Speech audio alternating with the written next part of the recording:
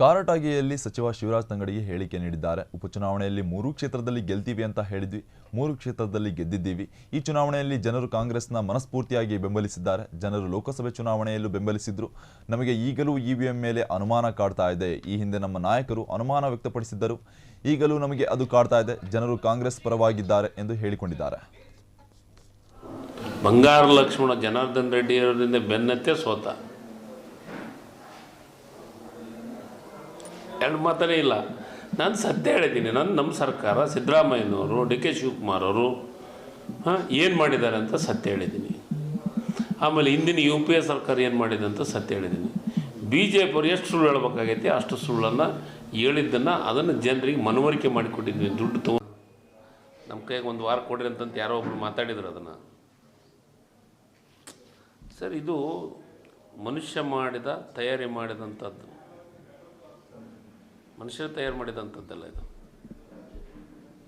ನಾನು ಅದಕ್ಕೆ ಹೇಳ್ತಾ ಇದ್ದೆ, ನಮಗೆ ಸಂಶಯ ಇದೆ, ಅದು ಮುಂದಿನ ನಿರ್ಧಾರಗಳಾಗ್ತಾವೆ. ಅದ್ರ ಬಗ್ಗೆ ಇನ್ನೂ ಚರ್ಚೆಗಳು, ಅದ್ರ ಬಗ್ಗೆ ಚರ್ಚೆ ಮಾಡುವಂಥದ್ದಾಗುತ್ತೆ. ಆ ಪರಿಸ್ಥಿತಿ ಬರ್ತೈತೆ ಸರ್. ಈಗ ಆರೋಪಗಳು ನೋಡಿ, ಆರೋಪಗಳನ್ನು ಮಾಡ್ತೀವಿ ಅಂತಂದ್ರೆ ತಾರ್ಕಿಕ ಅಂತ ಬಂದೇ ಬರ್ತೈತಿ.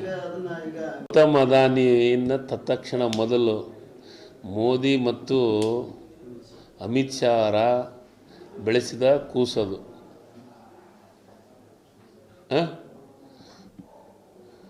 10 ವರ್ಷದಾಗ ಈ ದೇಶದ ಜಗತ್ತಿನ ಶ್ರೀಮಂತರಾಗ್ತಾರಂದ್ರೆ ಹೆಂಗ?